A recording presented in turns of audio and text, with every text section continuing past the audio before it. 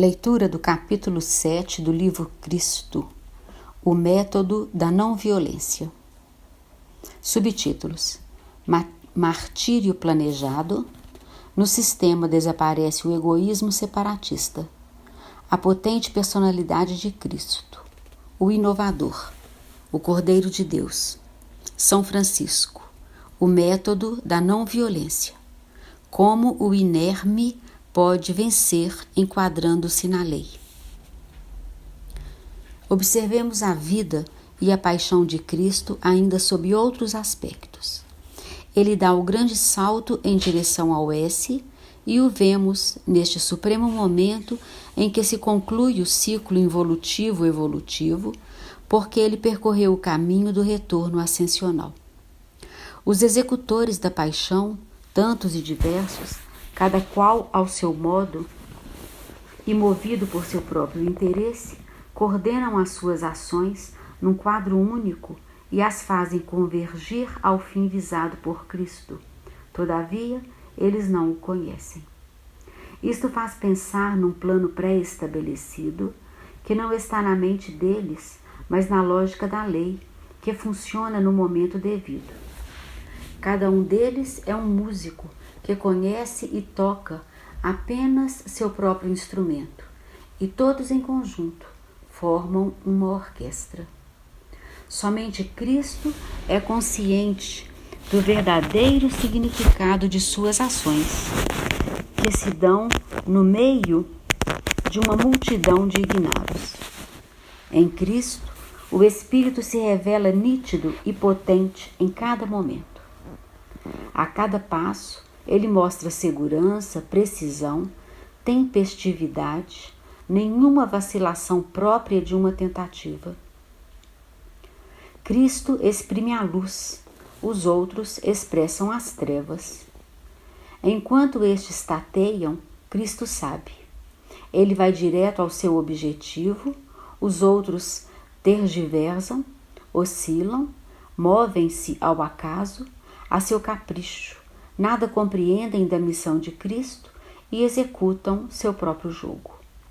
Assim, eles ajudam de fato Cristo a levar a efeito seus planos, enquanto acreditam fazer o oposto. Matando, eles não fazem outra coisa senão expulsá-lo do inferno em que eles estão mergulhados, para fazê-lo reingressar na felicidade do sistema. Assim, como aqueles que nada entenderam de Cristo, também hoje, nada entende que não tenha percebido o seu escopo. Trata-se de um trabalho perfeitamente enquadrado nos princípios da lei, portanto, planejado com exatidão. Mas como era possível compreender Cristo quando dizia vencer o mundo, enquanto sua intenção era sair do AS para entrar no S? A questão é, acima de tudo, sua, pessoal. E é de tal forma individual que ela se apresenta a cada um de nós, para que um dia, uma vez amadurecidos, possamos imitar o exemplo deixado por ele. O homem interpretou a seu modo a ideia de Cristo vencer o mundo. O instinto de luta impeliu-o a entender aquela ideia não no sentido de superação, mas de esmagamento, enquanto para Cristo ela tinha um sentido construtivo e não destrutivo. Como superação, a ideia a encara quem está maduro para o S. Como esmagamento, ela a vê quem está no AS. Para o evoluído, a vida é harmonia e não oposição entre os seus diversos graus de desenvolvimento, porque estes são fases sucessivas de um mesmo caminho. É, pois, absurdo sermos inimigos do mundo para vencê-lo, enquanto ele tem uma razão de existir no nível inferior, necessário para alcançar outro superior. Se aquele nível é AS, ele é passagem obrigatória para desembocar no S. Em substância, a contraposição é a mesma que existe entre a fase de criança e a de adulto. A predominante interpretação do antagonismo contra o mundo é devida ao instinto do subconsciente, para o qual quem vale é o vencedor, que derrota o inimigo e o triunfa destruindo-o. O caso proposto e vivido por Cristo pode aparentar um aspecto utilitário, porque o evoluir e o reentrar no S representa um efetivo melhoramento de vida. Apela-se, deste modo, a um sentido de egoísmo, a ponto de suscitar a seguinte dúvida: podendo o Cristo prever tudo e, por conseguinte, até calcular a vantagem decorrente de seu sacrifício, não poderia, porventura, ter enfrentado a sua paixão por seu interesse egoístico? Teria, pois, sacrificado-se apenas para reentrar na felicidade do S? Não. Este foi o resultado implícito no seu ato, mas não podia ser esse de maneira alguma seu único objetivo. A este resultado, a lei o conduzia inevitavelmente, porque assim ele agia e sua vontade era unicamente a de conformar-se à ordem da lei.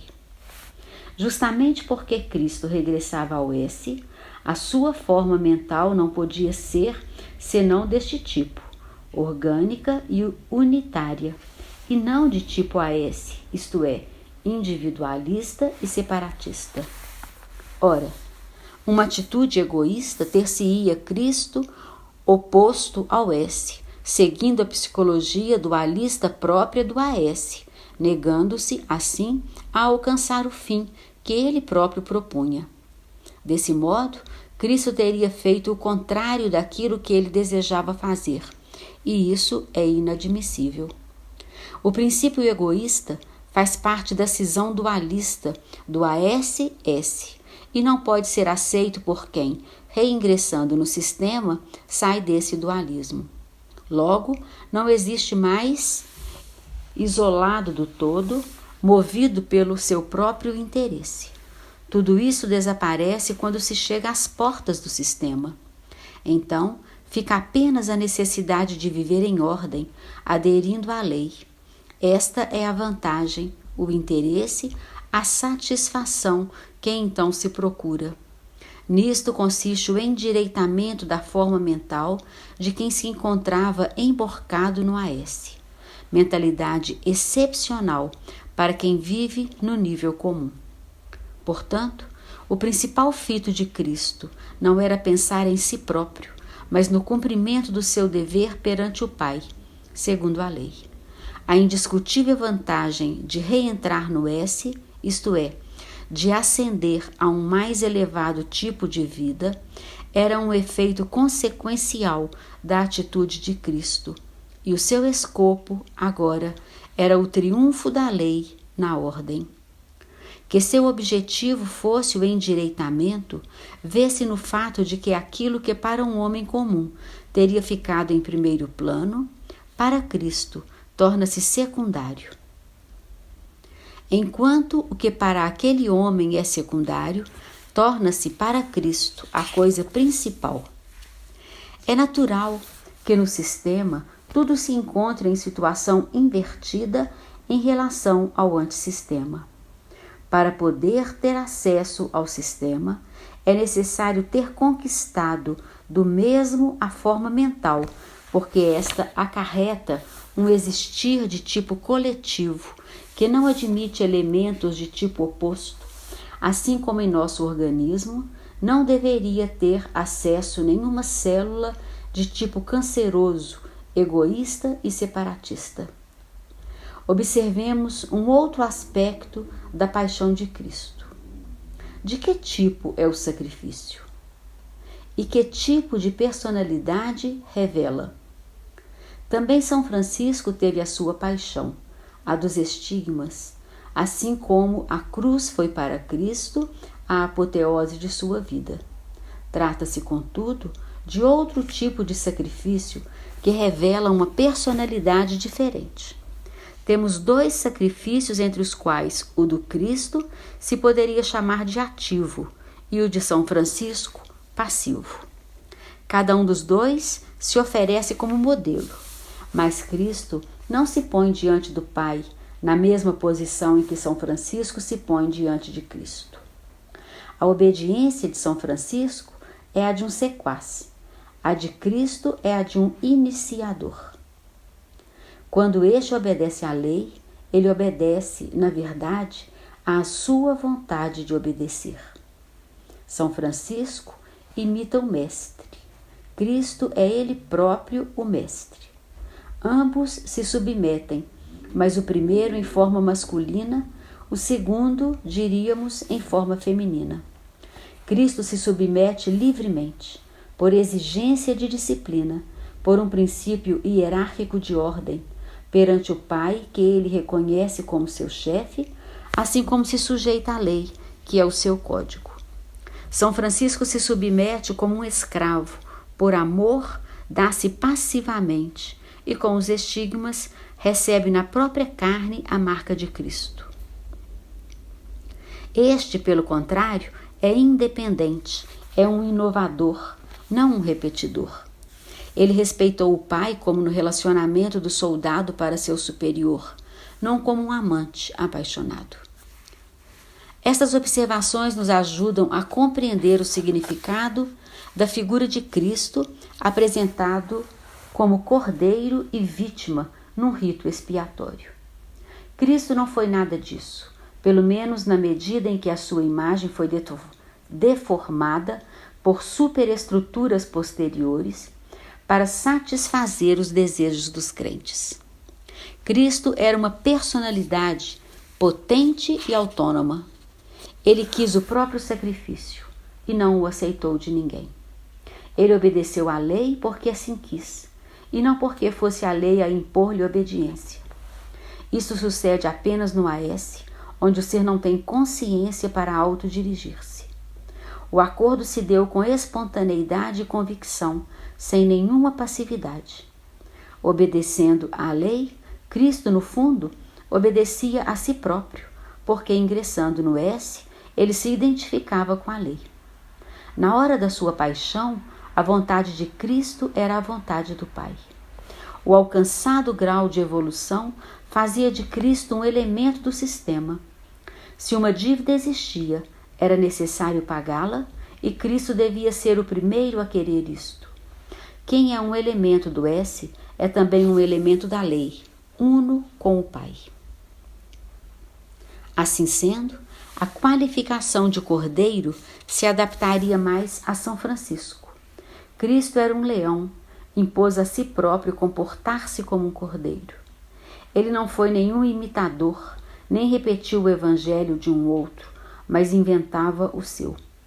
Ele não seguia nenhum outro, mas a si próprio, pois unificado com o Pai, personificava a lei, a qual é, antes de mais nada, justiça. Só, em segundo lugar, pode ser amor. É bem neste sentido, segundo a lei, que devemos entender o Cristo, isto é, no sentido de um amor não gratuito para todos, mas que há de ser merecido e retribuído, porque a lei quer justiça e não usurpação por parte de aproveitadores da bondade de Cristo. É por isso que muitas dissertações sobre o amor de Cristo não passam de mera retórica. Cristo não era só um brando consolador, mas, sobretudo, um forte modelo de potência, um verdadeiro super-homem em sentido espiritual. À confirmação destes nossos conceitos, citemos as seguintes palavras de Gibran Khalil Gibran, que as reproduzimos do seu livro Jesus, o Filho do Homem. Abre aspas. A humanidade vê Jesus, o Nazareno, nascendo e vivendo como um pobre, ofendido como um fraco, crucificado como um criminoso, e chora-o e lamenta-o. Jesus não viveu como um covarde e não morreu sofrendo e queixando-se. Viveu como um revolucionário, foi crucificado como um rebelde e morreu como um herói. Jesus não veio para tirar os homens vigorosos das suas ocupações e fazer deles padres e monges, mas para insuflar na atmosfera deste mundo uma alma nova e forte, capaz de destruir, desde seus alicerces, os tronos e os palácios erguidos sobre os túmulos, de derrubar os ídolos impostos ao espírito fraco dos humildes. Fecha aspas. Façamos ainda outras observações para melhor compreender o significado da vida de Cristo. Perguntamos: como foi possível vencer na terra a ponto de implantar-se solidamente sobre ela por 2000 anos um indivíduo que, apesar de sua potente personalidade, impôs a si mesmo a posição de cordeiro, pregando e vivendo uma doutrina de sacrifício? Como é possível que um ser inerme, que professa e pratica o método da não-violência, tenha chegado a triunfar neste nosso mundo que é o reino da força, a S, da qual tudo se faz depender? Os cordeiros na terra não vencem e são devorados. Muito raramente são seguidos e glorificados. Não haveria então em Cristo uma outra força que lhe permitisse vencer, dado que num mundo de luta somente com a força se vence? E se ele repelia a força do mundo, qual seria então esta outra força? A cada nível de evolução, a vida é defendida por um diverso e apropriado tipo de força. No plano humano, temos a força animal e violenta da opressão, tanto na luta individual quanto na coletiva das guerras. No nível do S, temos a força espiritual da lei. Cristo, com o método da não resistência e do perdão, pôde vencer a força do plano humano, porque possuía a da lei, do Pai, do S, feita de ordem, verdade e justiça. Se bem que esta força, porque mais sutil, escape à percepção grosseira material do nível biológico humano. Todavia, ela é muito mais poderosa do que aquela da qual dispõe o cidadão do AS, o qual, além disso, encontra-se na desvantagem de ter à sua frente algo para ele invisível, que o golpeia e o subestima ou até ignora a existência. A diferença de potência entre os dois impulsos emerge do fato de que a do mundo produz vitórias efêmeras, sempre sujeitas a desmoronar, enquanto as outras vitórias são mais consistentes e duradouras. Na hierarquia dos poderes, o inferior não compreende nem pode vencer o superior, enquanto o superior compreende e pode vencer o inferior. Ora, o máximo poder, ao qual todos os outros ficam subordinados, é o da lei, do Pai, do sistema, de Deus. Logo, o mais potente não é violento, o violador de todas as normas, o rebelde à ordem divina, o individualista isolado no seu separatismo perante tudo, aquele que se põe contra a lei, mas quem insere nela disciplinadamente e por ela se deixa conduzir, trabalhando em sua harmonia. Vence, então, este último, porque dispõe da potência ilimitada da lei, enquanto o outro não vai além de suas forças individuais, limitadas e sujeitas a esgotarem-se rapidamente. Este, por esta razão, não é secundado pelos impulsos da lei, mas obstaculizado por ela, porque se move não a favor, mas contra tais impulsos. Ele deverá, pois, vencer fortes resistências que rapidamente o desgastam. É assim que os poderosos da terra estão sujeitos a fracassar, enquanto um ser que aparenta fraqueza perante eles pode vencer. É por isso que Cristo pôde ensinar a não-violência, sem deixar o indivíduo indefeso à mercê dos assaltos do AS. Cristo testemunhou a presença da lei de Deus, também em nosso mundo, e serviu de exemplo para todos nós. Muito se discutiu sobre o problema da violência e muitos não deixam de admiti-la como necessária para vencer na Terra. Isto é compreensível porque estamos no AS, que não conhece outra força. Mas Cristo, que já era do sistema, pôde, contudo, vencer com a não-violência, coisa incompreensível no ambiente terrestre que não pertence ao S.